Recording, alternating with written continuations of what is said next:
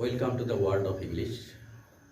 বাঙালি ছাত্রছাত্রীদের জন্য এই চ্যানেলটি ইংরেজি শেখার একটি মাধ্যম হিসেবে ব্যবহৃত হতে চলেছে। তো আজকে আমরা দেখাচ্ছি ভয়েস চেঞ্জ। ভয়েস চেঞ্জ মানে বাংলা যেটাকে বলে বাচ্য পরিবর্তন। তো ভয়েস চেঞ্জ আমরা কেন করব এবং কী জিনিস? ভয়েস চেঞ্জ আমরা অ্যাক্টিভ থেকে প্যাসিভ করি। এবার অ্যাক্টিভ কাকে বলবো? Subject dominating. সাবজেক্ট ডোমিনেটিং মানে সাবজেক্ট প্রধান বাক্য। যে বাক্যগুলোতে সাবজেক্ট প্রধান থাকে সেগুলোকে আমরা বলবো অ্যাক্টিভ ভয়েস। কিন্তু প্যাসিভ কাকে বলবো? ভার্ব অথবা অবজেক্ট ডোমিনেটিং। সেটা কীরকম জিনিস? ওই বাক্যে ভার্বটাকে প্রধান হিসেবে ধরে নেব অথবা অবজেক্টটাকে প্রধান। সিম্পলি বলতে পারি যে অ্যাক্টিভ ভয়েসে সাবজেক্ট আগে থাকবে এবং প্যাসিভ ভয়েসে অবজেক্ট আগে থাকবে, এটাই।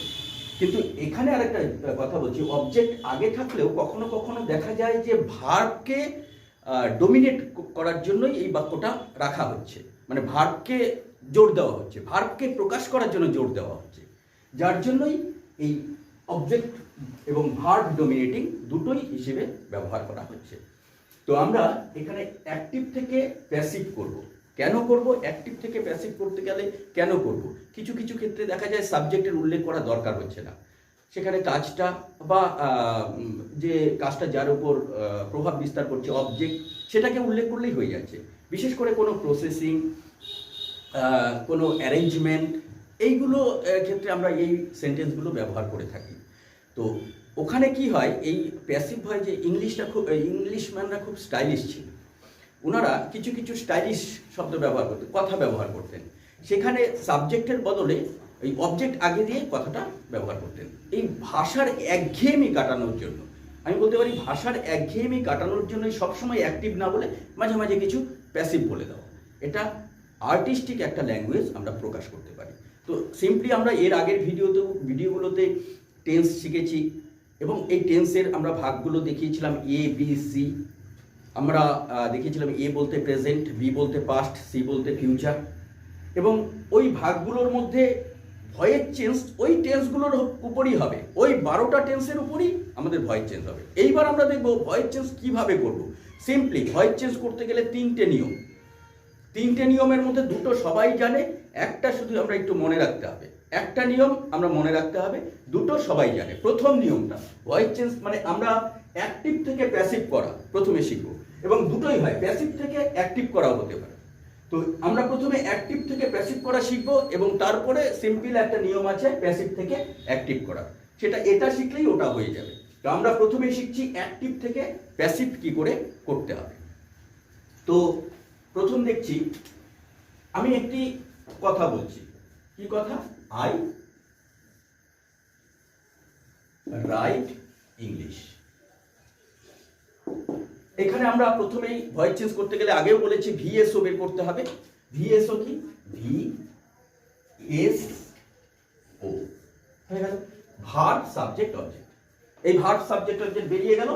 এইবার আমাদের ভয়েস চেঞ্জের যে তিনটি নিয়ম, প্রথম নিয়মটা ফার্স্ট নিয়মটা আমাদের হচ্ছে সাবজেক্টটা অবজেক্ট হবে, অবজেক্টটা সাবজেক্ট হবে। এটা সবাই জানি আমরা। সাবজেক্টটা তার মানে কি? সাবজেক্টটা হবে অবজেক্ট এবং অবজেক্টটা হবে সাবজেক্ট। কিন্তু এখানে একটা ছোট্ট কথা আমরা মনে রাখবো, যে এই সাবজেক্টটা যখন পেছনে অবজেক্ট হবে তার আগে একটা ছোট্ট করে প্রিপোজিশন বসিয়ে দেব। কোন প্রিপোজিশনটা? সাধারণত বাই প্রিপোজিশন। এটা গেল এক নাম্বার। তার মানে কি হবে? এই আইটা, ইংলিশটা আগে আসবে, ইংলিশ হয়ে যাবে এখানে ইংলিশ, আর আইটা পেছনে চলে যাবে। আইটা পেছনে গেলে সেখানে মি।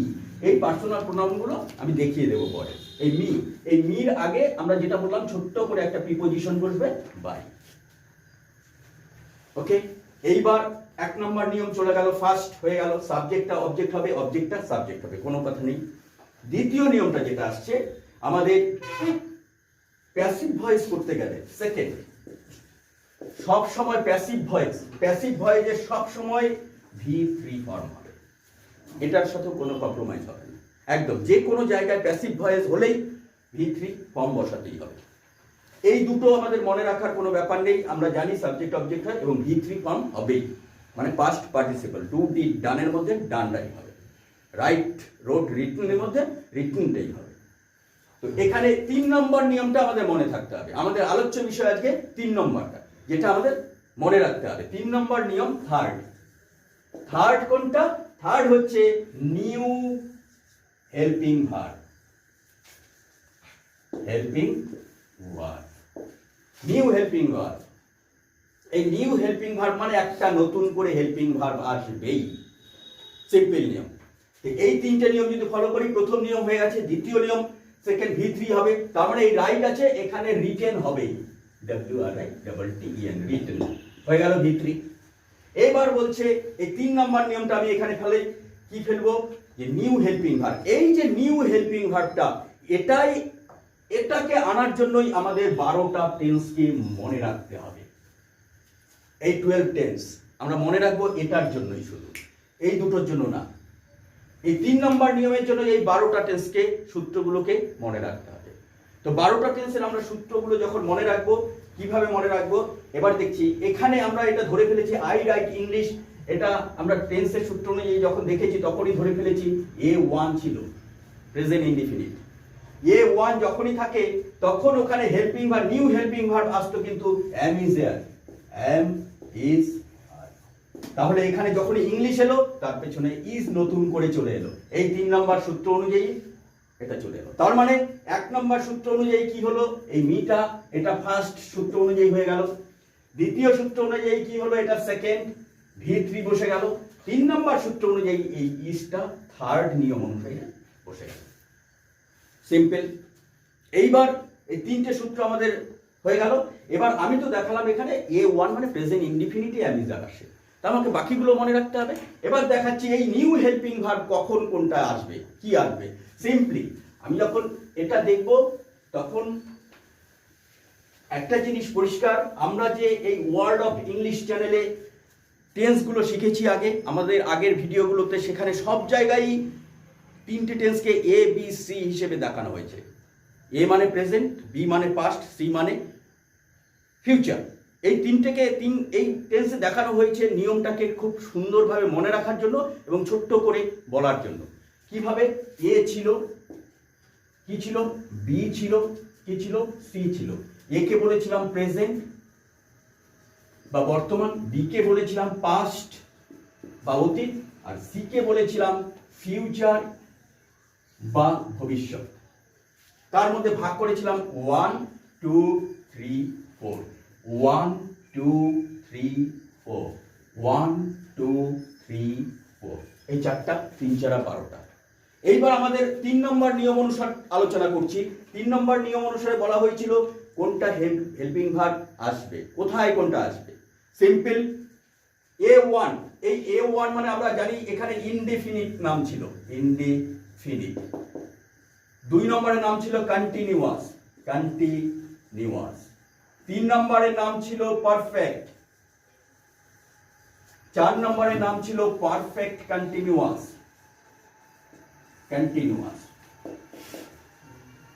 ওকে, এইবার এই 1 নম্বর ইনডেফিনিট টেন্সে প্রেজেন্টে আসবে am is are, am is are হয়ে গেল। তাহলে এটা পাস্টে, এর পাস্ট যেটা সেটাই বসবে। সিম্পল, এই am is are এর পাস্ট ফর্ম যেটা was were, আমরা জানি was were। এবার এই am is are was were কে ডাকা হয় কি নামে? বি ভার্ব নামে। তার মানে ফিউচারে কি আসে? বি আসে। সিম্পল, সুন্দর গল্পটা am is are, তার পাস্ট ফর্ম আসে এখানে was were, তার বি ভার্ব আসে। আরেকটা এটা মনে রাখার একটা খুব সুন্দর একটা ক্লু আছে, সেই ক্লুটা হচ্ছে প্রেজেন্ট কন্টিনিউয়াসের হেল্পিং ভার্বটাই উপরে যায়। প্রেজেন্ট কন্টিনিউয়াসে দেখবে, লক্ষ্য করবে হেল্পিং ভার্ব ছিল এখানে am is are ছিল, was were ছিল, এখানে বি ছিল, এটাই উপরে চলে যায় ভয়েস চেঞ্জের সময়। মনে রাখার একটা ক্লু। তো এবার was were হয়ে গেল। তো এবার টুতে সিম্পলি BEING, এটাই ভয়েস চেঞ্জ হয় না, দরকার নেই। তাহলে 3তে কি হবে? 3তে BEEN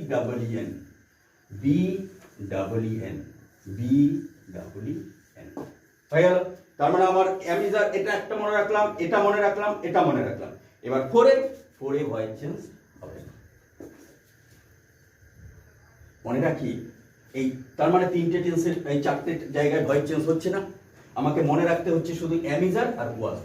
যত বেশি ভয়েস চেঞ্জগুলো আমরা বাক্য বলি বেশিরভাগ ক্ষেত্রে এই জায়গাটা আমরা বলে থাকি। দেখবে আমাদের আমাদের বাক্য বলার মধ্যে 80 থেকে 90% বাক্য এই দুটোর মধ্যে বলে দিই, এটা এটা এটাই বেশি হয় বলে দিই। এবার এইগুলোর প্রয়োগ খুব কম হয়, কিন্তু গ্রামাটিক্যালে আমাদের শিখতে হবে। তো গ্রামাটিক্যালে কি শেখা গেল? কন্টিনিউয়াস মানে বিইং আসবে, পারফেক্ট মানে বিন আসবে, এটা মনে রাখার কোনো ব্যাপার নেই। কন্টিনিউয়াস আর পারফেক্ট কন্টিনিউয়াস তো হবেই না ভয়েস চেঞ্জ, এটা তো মনে রাখার কোনো ব্যাপারই নেই, এটা সিলেবাস থেকে আগেই ক্যান্সেল করে দিলাম। এবার মনে রাখার জন্য আমি কন্টিনিউয়াসকে বিইং রাখলাম, আর এখানে মনে রাখার জন্য বিন রাখলাম।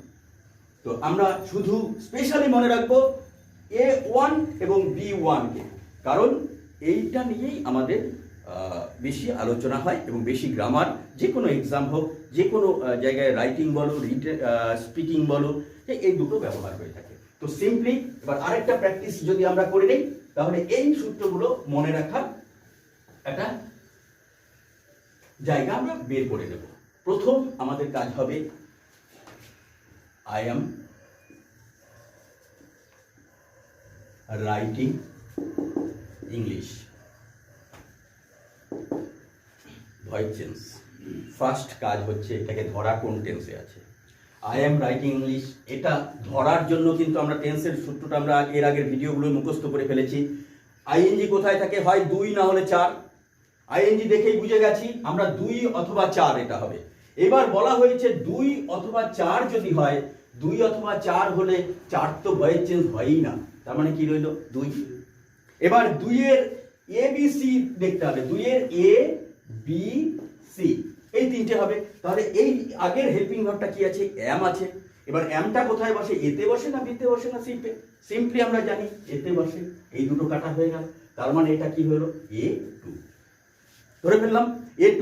এবার A2 আমার কন্টিনিউয়াস টেন্স, কন্টিনিউয়াস টেন্সে ওখানে সুন্দরভাবে লেখা ছিল কন্টিনিউ মানে বিইং আসবে, তাহলে সিম্পলি এটা আগে এলো, ইংলিশ আগে চলে এলো। ইংলিশ। আবার একটা কথা বলে রাখি, ওই টেন্সে যে হেল্পিং ভার্বটা থাকবে ওটা কিন্তু বসাতেই হবে, প্লাস নতুনটা হবে। তার মানে একটা যদি হেল্পিং ভার্ব থাকে তাহলে দুটো হবে। অ্যাক্টিভ থেকে প্যাসিভ করার সময় একটা থাকলে দুটো হবে, দুটো থাকলে তিনটে হবে, এটা মাথায় রাখতে হবে। ওখানে হেল্পিং ভার্বটা বসাতে হবে, তারপর নতুনটা বলবে।